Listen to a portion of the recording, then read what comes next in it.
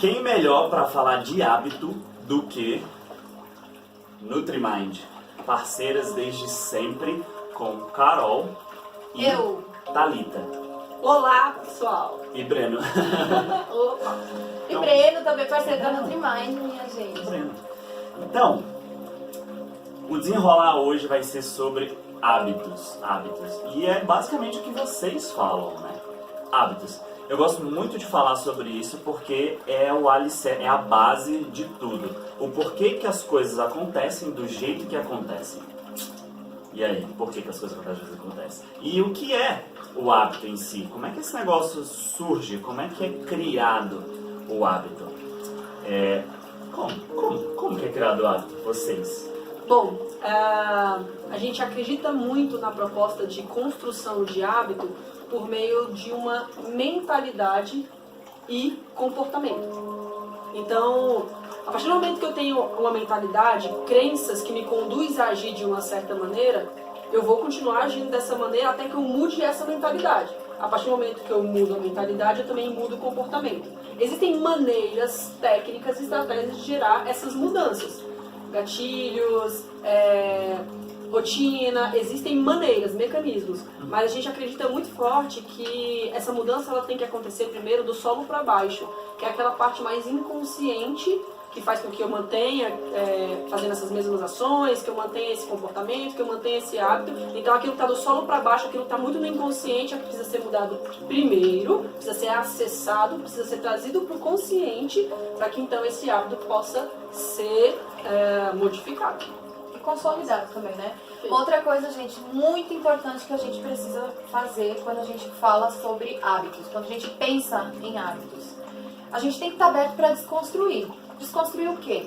Muitas pessoas imaginam que para você ter um hábito, para você adquirir um hábito, você tem que fazer grandes coisas. Então começa o processo de desconstrução aí. Por quê? Porque a ideia é que você comece pequeno, naquelas coisas que você considera que são as mais banais.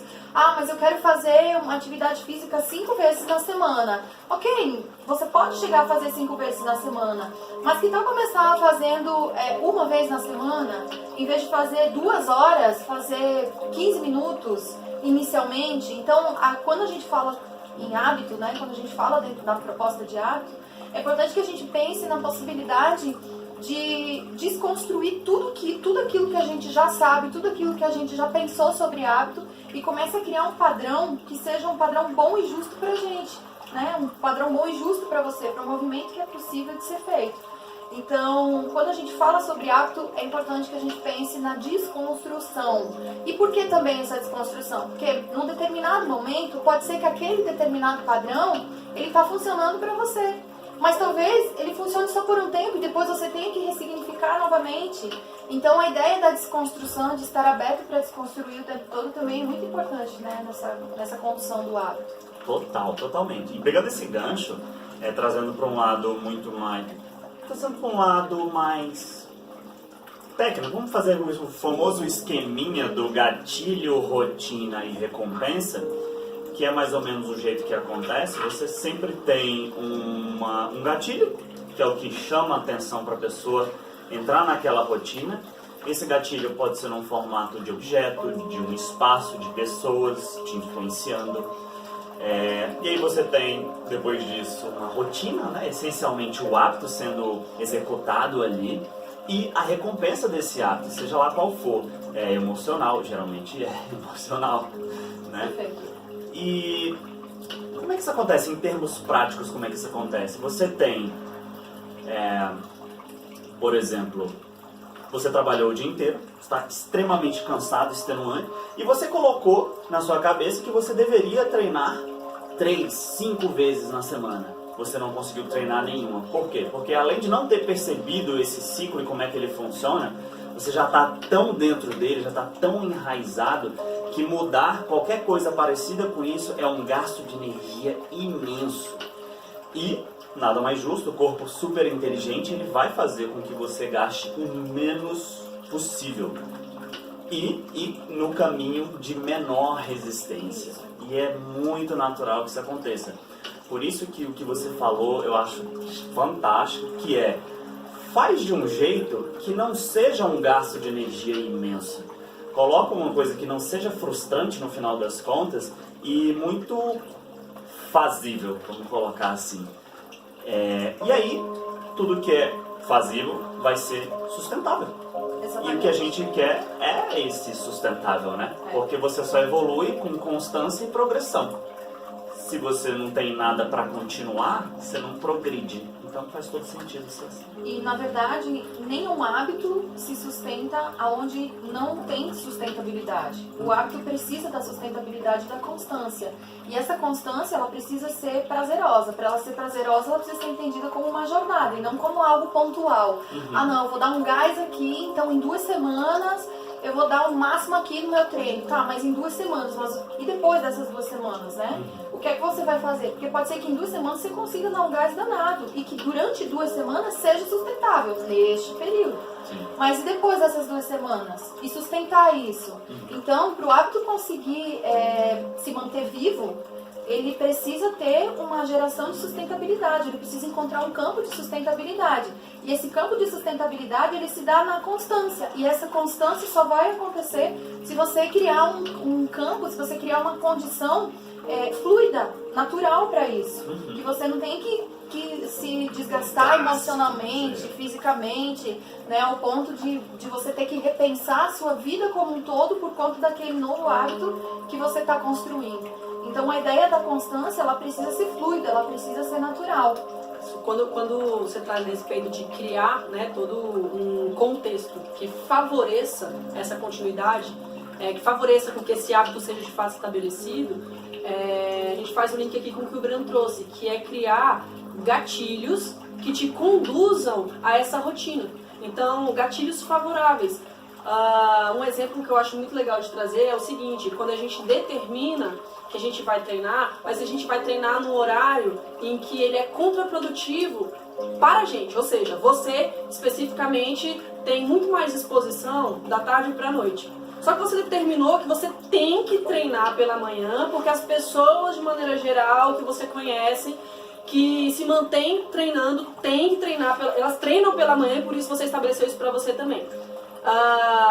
O dispêndio energético para você se manter nesse ritmo é muito maior do que se você, de repente, escolhe trazer essa sua rotina de treino para o momento que você tem mais disposição. Então, é muito mais fácil você criar esse campo que te mantém, que te sustenta nesse hábito, né? Não é impossível, né? A gente está falando aqui da grande maioria, mas a gente não quer dar a entender de que é uma missão impossível. É possível, mas pensa comigo, vamos trazer isso para o jogo. Quando você resolve jogar qualquer coisa, videogame, você percebe que você começa na fase 1. O que é a fase 1? Fase 1 é uma fase que ela tem um nível de desafio totalmente compatível com o seu nível de habilidade e com o seu nível de ferramentas. E a fase 1, geralmente, você vai sem armadura, você vai sem escudo, sem espada, você vai conhecer aquela fase. Você não tem muitas ferramentas para lidar com aquilo, você não tem disciplina, você não passou por muitos tipos de desconforto para sustentar aquilo. Então você é um novato na fase. Na fase 2, você vai precisar de um pouquinho mais de habilidade. Então, aí sim é possível colocar uma meta um pouquinho maior, porque você já tem aquela casca grossa calejada. Você já gosta, você já está inserido no contexto. Você entende o processo, você se conhece, já é prazeroso. Já se inseriu na jornada. Já se inseriu na jornada. Então, assim, é muito mais simples você pegar aquelas ferramentas que você desenvolveu e falar: não, agora sim eu consigo treinar 5 vezes na semana. Faz todo sentido. Treinar de manhã. Ou treinar de manhã, porque eu não sou mais um novato. Eu sou um experiente que estou na fase 3 do jogo como um todo. Então é muito frustrante para quem está começando e falar: não, vou começar na fase 5, que seria treinar 5 vezes na semana, acordar cedo, comer bem pra caramba e ter meu resultado em 3 meses. É possível? É totalmente possível. É sustentável?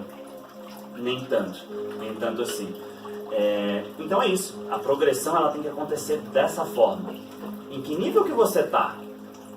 Então, aqui o papel de vocês, né, principalmente, é entender isso na pessoa e falar: fulano, você tem essas ferramentas. Você está aqui na jornada. Vamos começar com 10 minutos de treino? Uma vez na semana? Vamos. Show de bola. Ela sustenta isso durante um mês e ela fala, cara, tô super feliz. Porque teve resultado? Estético não. Ela teve resultado de hábito. Autossuperação. Pronto. Então, é E ruim às vezes falar. até estético, viu? E às vezes até estético. Porque quanto menos treinável você é, quanto menos treinado você é, mais treinável você passa a ser. Então se você sai da inércia total aqui, não faz nada, completamente sedentário, se você faz isso aqui, você fala, ué, melhorei. Melhorou por quê? Porque você não fazia nada. Levantar da cadeira era um esforço muito grande. Foi do 0 ao 100%, né? Foi do 0 ao 100. Isso é 100%. E algo também que é importante demais a gente levantar aqui é o seguinte: quando você começa a estabelecer essas pequenas superações, a gente está aqui falando de atividade física, a gente está aqui falando de hábitos de uma forma geral. Quando você consegue estabelecer essas pequenas superações, essas percepções de superações nesse campo onde você está buscando, você vai perceber que essas superações elas vão acontecendo nas mais variadas esferas. De repente você percebe lá na vida financeira, você consegue entender que a sua meta, ela passa a mudar, ela passa a ser completamente distinta. Em vez de você sentir fracasso, você começa a sentir as pequenas superações, você começa a perceber na sua vida conjugal essas pequenas metas também avançando. Você começa a perceber não só na esfera da saúde, mas em todas as outras esferas da sua vida, né? E quando você passa a entender que você é um ser humano que precisa ser enxergado, que precisa ser visto de uma forma sistêmica, e você passa a se enxergar de uma forma sistêmica, você acaba olhando para todas as esferas da sua vida e assumindo novas responsabilidades e novos hábitos em todas as esferas da sua vida. Então perceba que o que nós estamos comentando aqui, o que nós estamos falando, é um processo totalmente de dentro para fora. E o mais importante de tudo, não tem como retroceder. Então, uma vez que você faz essa virada de chave, e a virada de chave não é o resultado final, porque o que é o resultado? Esse é um outro ponto para a gente pensar no que quando a gente fala sobre hábitos, né? Quando você começa a entender que você não precisa chegar só até o resultado final e que o resultado não está lá no final e sim dentro da jornada, você começa a abrir um campo de visão tremendo e você começa a sentir prazer e perceber a constância do hábito. São as pequenas metas, né? Os pequenos degraus ou os pequenos níveis, né? Pequenas fases. E sentindo prazer na constância. E aí, quando a gente fala de resultado, quando a gente fala de hábito, é natural que a gente pense, bem, eu quero mudar um hábito porque eu quero chegar num determinado resultado, certo? Beleza, e a ideia é essa mesmo, que a gente possa sempre olhar cada vez mais para os resultados. Agora, a gente precisa pensar o que é esse resultado. O que é o resultado? Porque você pode ter o seguinte: meu resultado é, eu quero treinar, quero fazer atividade física porque eu preciso emagrecer. Ok, tá cuidando da alimentação, tá fazendo tudo que você pode fazer. E de repente, tu tem na sua cabeça que o teu resultado é emagrecer 20 quilos. E aí você dá um gás danado para perder os 20 quilos. Quando você chega nos 20 quilos, e agora que eu cheguei nos 20 quilos, né? E para conseguir, de fato, sustentar isso, sustentar esses quilos que efetivamente eu perdi, o que é que eu preciso fazer? Se você não tiver prazer na constância, se você não tiver prazer na jornada, esse resultado, você pode até chegar, mas você não se sustenta nele. Por isso que a ideia não é só você mudar os seus hábitos para você poder chegar no resultado, mas você poder mudar os hábitos para você garantir o prazer da constância desse resultado. Quando a gente tem o prazer na constância do resultado, e esse prazer isso acontece na jornada, ele não acontece quando o resultado chega, você pode até ter um momento assim, o ápice por ter chegado naquele resultado, mas o prazer mesmo, ele acontece quando você chegou no resultado e você tem a percepção que você está conseguindo se sustentar naquilo. Então a gente precisa buscar cada vez mais o prazer na constância. E para buscar esse prazer na constância, nós precisamos estar presentes. É no aqui e agora. Pronto, eu ia finalizar assim, mas você fechou a palestra. Você fechou do início ao fim. Sensacional, você trouxe um conceito do que ele fala no livro O Poder do Hábito, que é o hábito angular. Um pequeno hábito vai invariavelmente influenciar em outros campos da vida. Então isso é sensacional. Quando você consegue completar uma certa continuidade em algum hábito, falamos aqui sobre exercício, o financeiro pode ser afetado, o amoroso pode ser afetado. Quando isso equilibra, tudo equilibra. E pudera, né? Nós somos emocionais, somos influenciados pelo meio o tempo todo e estamos aqui. Pô, se eu brigo com a pessoa que está do seu lado, com a namorada, a esposa, enfim, eu vou sentir uma baixa de energia, de potência de energia. E é natural você ficar... Mas se tá tudo certo, você tá sempre ali trabalhando num nível de energia bom para conseguir executar tudo. É importante ter falado isso. E o lance da presença, para mim, fechou com chave, porque é uma coisa que está crescendo muito, é um assunto que está sendo trazido muito e que é preciso ser falado. Como se coloca na presença, né? Afinal de contas. E a ferramenta mais usada aí que a gente conhece é a meditação e vários outros tipos de meditação, né? E vai de cada um. E super importante falar sobre isso e principalmente colocar como não um bicho de 7 cabeças, né? Meditação não é um negócio transcendental que você vai despertar o 8º chakra, o 3º olho e vai começar a estar no presente para sempre. Ou que você vai se tornar um Buda e que não vai acontecer nada de ruim nunca mais na sua vida porque você está num estado de meditação, né? Nossa. E é as pessoas têm uma visão que muitas vezes é deturpada da meditação. A meditação, ela não é necessariamente só a ausência de pensamento, né? Olha só, a gente falou de meditação já... Certo. Isso não foi combinado. Não foi combinado. Meditação. Mas não foi isso. Mas enfim, a meditação, ela precisa incomodar. Se você está fazendo uma meditação e você não se sente incomodado de alguma forma, seja antes, seja durante, ou seja depois da meditação, tenha certeza absoluta, a meditação não fez efeito nenhum. A meditação precisa incomodar, é aquele momento onde você não necessariamente precisa estar com a cabeça extremamente vazia. Por quê? Porque se você está passando por um momento bastante turbulento, vamos pegar aqui uma realidade. Vamos supor que você esteja passando por um momento bastante turbulento. E você vai entrar no processo de meditação. Você vai entrar num estágio onde você fecha os olhos, você está fazendo uma respiração consciente. A gente não está aqui falando de estar presente, então, se você está passando por um momento desafiador, o caos está aí totalmente instalado, e você está querendo fazer uma meditação para simplesmente tirar todo e qualquer pensamento da sua cabeça, você não está vivendo a atenção plena. Então, nesse caso, diante do caos, por exemplo, a meditação ela precisa funcionar como uma ferramenta de autoconhecimento. Muitas vezes é no silêncio, é no meio daquela bagunça toda que você vai se arrumar, que você vai se ajeitar. Às vezes a gente precisa de uma boa bagunça mesmo, para a gente poder entender quais são as coisas que estão morando aí dentro da gente, que estão fazendo morada aí dentro da gente e que precisam ser ressignificadas.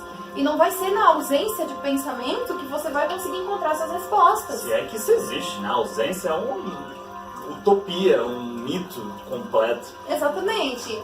Muitas vezes você pode fazer a meditação, não necessariamente de olhos fechados, mas você pode fazer a tua meditação numa respiração consciente, olhando para um determinado ponto, sabe? Simplesmente respirando, pensando, deixando os pensamentos chegarem, facilitando o fluxo da saída desses pensamentos. E aí se pergunta, o que isso tem em relação com hábito? Tudo. Porque hábito é você estar presente. E como é que você vai mudar um hábito se você não aceita ou se você não se conecta com a realidade que você se encontra? Ele está automatizado, né? Exatamente. Então, sair desse automático, se conectar com a realidade que você se encontra, por mais desafiadora que ela seja, é o primeiro passo para você se movimentar para criar um novo hábito. Ou seja, é pegar o caos que você se encontra, trazer ele para perto, se aproximar desse caos para entender, não, deixa eu ver aqui, o que é que eu posso fazer?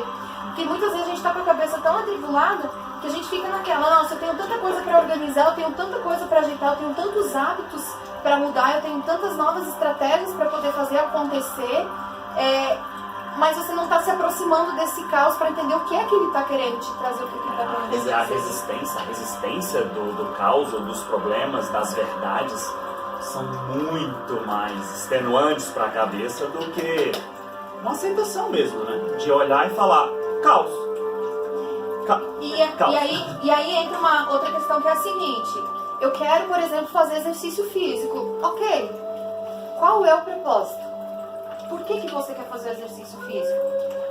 Minha vida tá um caos. Mas tá um caos por quê? Tá um caos porque o namorado faz exercício físico, eu não consigo acompanhar ele, então eu preciso me encaixar naquele determinado padrão para poder manter uma boa relação com ele, por isso eu vou fazer exercício físico.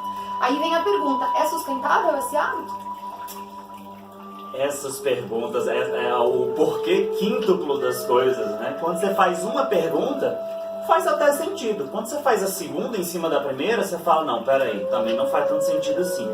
Quando chega a terceira pergunta, você fala, meu Deus, eu tô tentando treinar por causa do namorado, que eu quero me inserir para me fazer parte de uma tribo, e aí sim me aceitar como pessoa, ter mais autoconfiança e tal. Você fala, meu Deus, eu não tinha a menor ideia, eu achava que eu queria só treinar. O que está por trás disso, né? O que está me motivando para ter esse tipo de ação, para ter um hábito em relação a treino, né?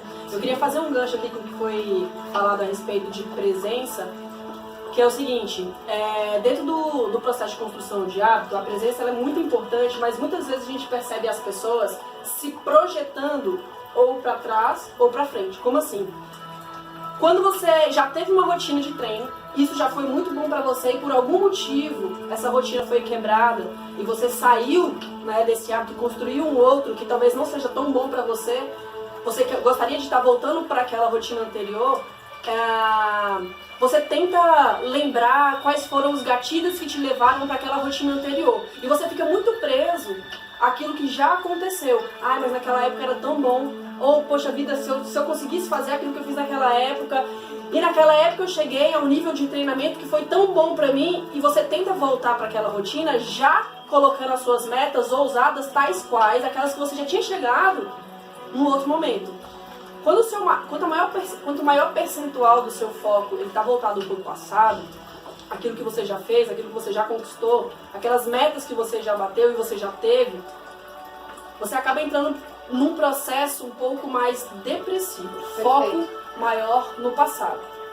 E também a gente consegue se ver, a gente consegue ver outras pessoas, os pacientes em geral, os alunos, projetando também muito esse foco para frente. O que seria essa projeção de foco para frente? Quando eu conseguir, quando eu já estiver treinando 5 vezes na semana,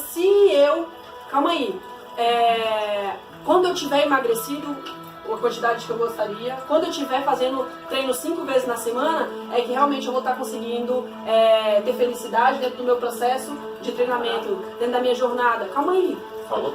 Onde está o seu foco? Lá na frente, quando e se isso daí te gera ansiedade. Quando você perder 5 quilos? Quando eu perder 5 quilos eu vou conseguir ter mais rotina de treino. Não, calma aí. O que eu posso fazer hoje, dentro das condições que eu tenho, de maneira presente, para que eu consiga dar os primeiros passos, né? Para que eu consiga fazer com que esses primeiros passos de fato aconteçam, sem projetar tanto lá para frente. Isso a gente chama de trazer as metas para a realidade, metas realistas. Metas realistas é que faz com que você traga a sua presença para a sua jornada e não ficar tão concentrado no que já aconteceu ou tão concentrado no que pode acontecer, né? Isso é uma tendência muito forte, né? Essa aqui é uma teoria do que é. A prática, outros 500 caos, às vezes, né? Mas o início é presença. Como? E de várias formas. Às vezes estando ali numa conversa franca, ouvindo 100% aquela pessoa. É uma forma de estar presente. Eu estou pensando para responder, eu estou pensando escutando, ou estou conversando escutando. E outra coisa que eu queria falar é sobre esse lance de estar no passado e futuro, principalmente na parte do futuro, que às vezes a pessoa pensa, quando eu chegar, que nem você falou, né, eu vou estar feliz. Será que a resposta não está, deixa eu estar feliz para conseguir chegar? Perfeito. É uma invertendo a expressão, né? E, isso dá muito pano para manga, esse lance da presença e da meditação, mas eu vou trazer um pouquinho mais o foco aqui para o hábito, e falar sobre tempo. Qual é o tempo? Porque tem muita gente, assim, se você pegar os principais headlines, os principais títulos que chamam a atenção das pessoas faça tal coisa em tanto tempo. Quanto menor esse tempo, mais salta os olhos da pessoa. Por quê? A pessoa tende a querer consertar 10 anos de jacada em 3 meses. Vai. E muito se fala sobre 21 dias. Desafio de 21 dias. Não entrando no mérito de certo ou errado, né? Mas de onde surgiu esses 21 dias? Eu vou dar uma introdução aqui, depois a gente desenrola isso, que é o seguinte. Teve um doutor chamado Maxwell.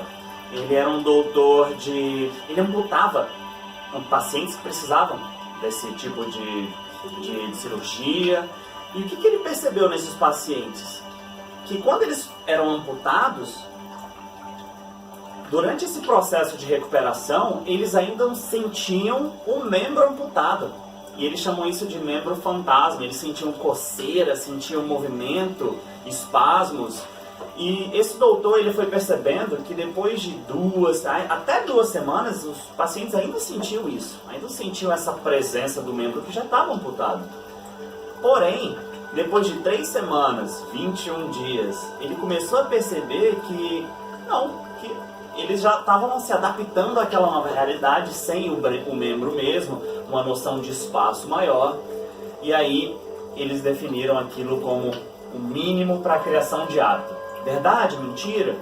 Verdade, é o mínimo. O mínimo para a criação de um hábito pode ser que seja 21 dias. Só que o ser humano é muito orgânico, né?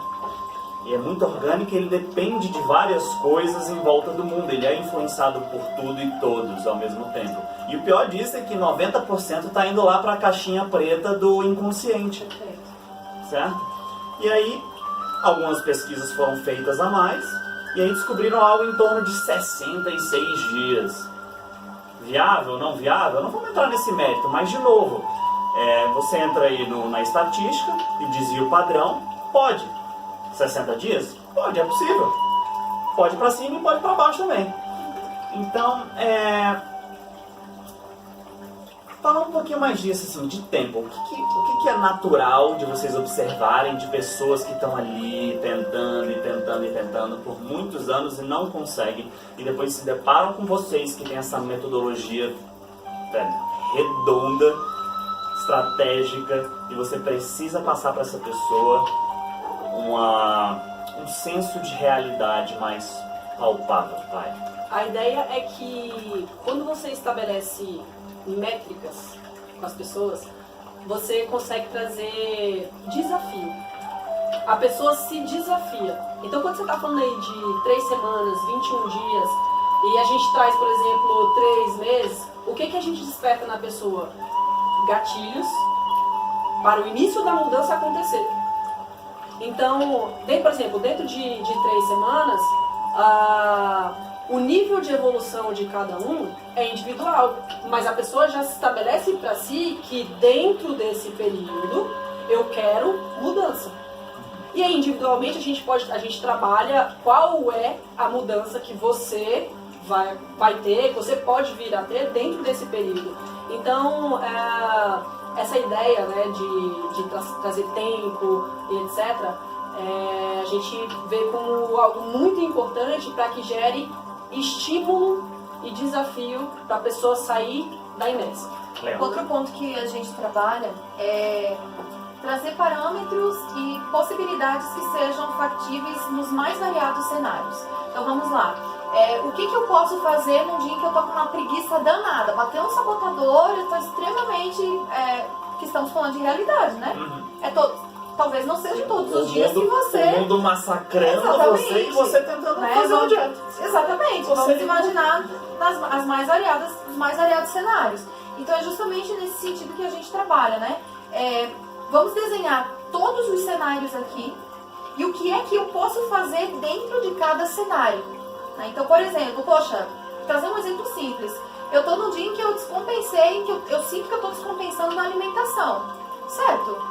O que é que eu posso fazer dentro desse cenário de tal forma que não vá efetivamente ser prejudicial para mim e para a minha saúde?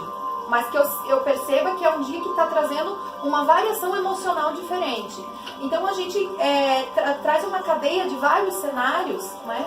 E trabalhamos com possibilidades factíveis em cada um desses cenários.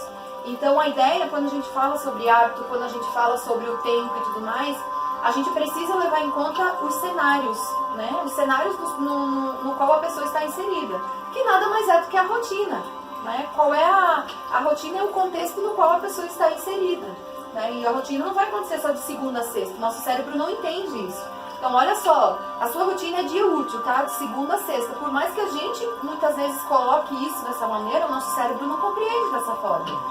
Tanto que na segunda-feira, se você enfiar o pé na jaca, seja na alimentação, seja no exercício físico final de semana, na segunda-feira bate um banzo danado e vem, não, eu preciso trazer o recomeço. Por quê? A consciência de retomada, ela vem justamente nesse ponto. Nosso cérebro ele não compreende o que é dia útil, o que é dia não útil. Então, a ideia, né, do tempo e de como organizar tudo isso é avaliar todos os cenários e fazer com que essa mudança realmente aconteça de dentro para fora, né, avaliando todas as possibilidades e trazendo possibilidades que sejam de fato factíveis. A gente falou muito aqui sobre hábito, o que ele é, como que ele funciona, entrou no tema da presença, um negócio assim, sensacional e completo.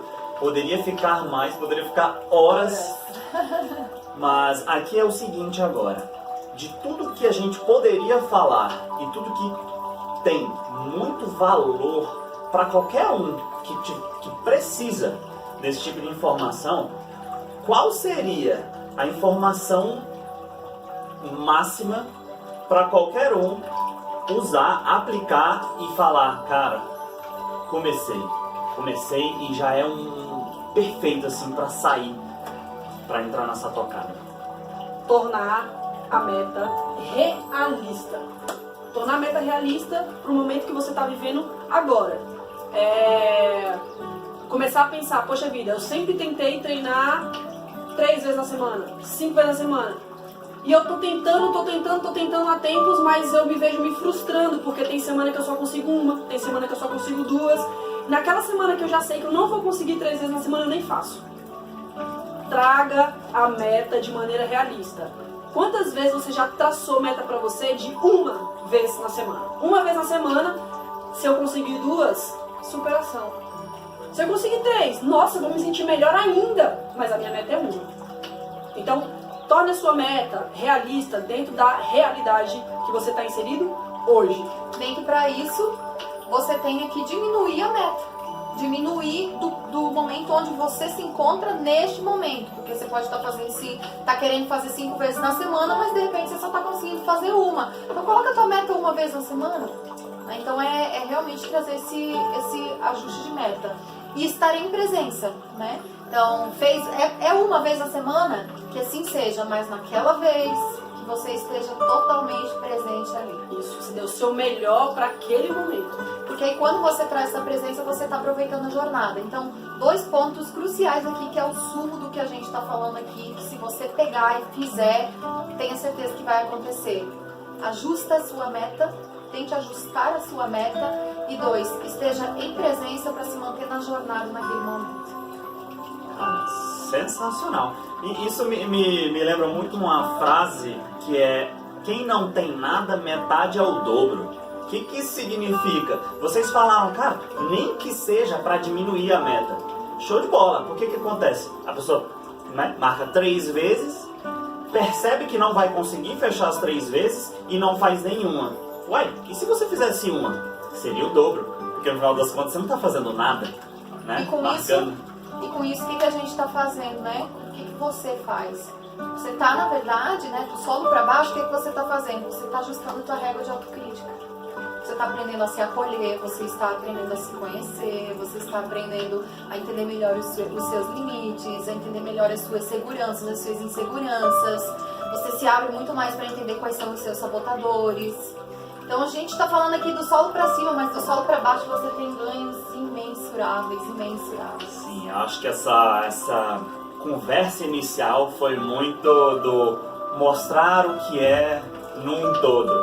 Se a gente pegar, né, do solo para baixo e ver as raízes, os motivos, sabotadores, gatilhos e né, desenrolar o assunto em cima disso, ainda tem muito pano para manga. A cultura do desafio desses 21 dias tem muito a ver com esse lance da realidade, né? E o que tem muito a ver também é quando você coloca o famoso 21 dias de desafio, você nada mais você está fazendo nada mais do que um planejamento, né? Você entrou num grupo que está fazendo a mesma coisa que você num dia determinado com desafios individuais ali e você consegue fazer. E você se pergunta, nossa, como é que eu estou conseguindo fazer isso? Ué, sim, você está sendo influenciado positivamente pelo grupo, você entrou num negócio que já está previamente planejado, então você já tirou duas coisas cruciais para se movimentar, falando aqui agora do exercício. E o lance da meditação, colocou a meditação, já era. E aí a gente poderia arrumar outro encontro aqui para falar sobre a meditação em si, os tipos e de como fazer, que aí seria fantástico. Finalizar falando que existe um e-book, né, que eu criei do Apert Start Fitness. Tá maravilhoso. Que tá maravilhoso. Gratuito, além de maravilhoso. Então maravilhoso ao quadrado. E disponibilizar para vocês aqui, para vocês lerem, fica à vontade, coloca lá. Disponibilizar também aqui o perfil dessas duas, para vocês verem, usarem e abusarem de tudo que elas falam, só coisa incrível no perfil delas e no site também, né? Então vamos colocar tudo aqui embaixo, fazer essa divisão completa aqui, para todo mundo ficar sabendo. E teremos mais, porque o que é bom a gente repete, e melhora, e progride e continua, beleza? Então, Vira hábito. Porque vamos virar hábito, pronto. Então, e é isso, né? Nós estamos começando aqui num teste, entre aspas, né? Seria isso. Que a gente já se admira há algum tempo, conheço há muito tempo vocês, admiro muito, parceria forte e tem que continuar, né? Porque as pessoas precisam saber disso que a gente está falando, disso que a gente entrega, disso que a gente faz com amor para mudar as pessoas mais e mais. E nesse ambiente aqui, lindo, velho, e maravilhoso, que é a NutriMind. Vou até tirar a cabeça da frente. NutriMind. É isso. Beleza? Obrigado. Lindo, maravilhoso. Tão incrível, cara. Então, namastê.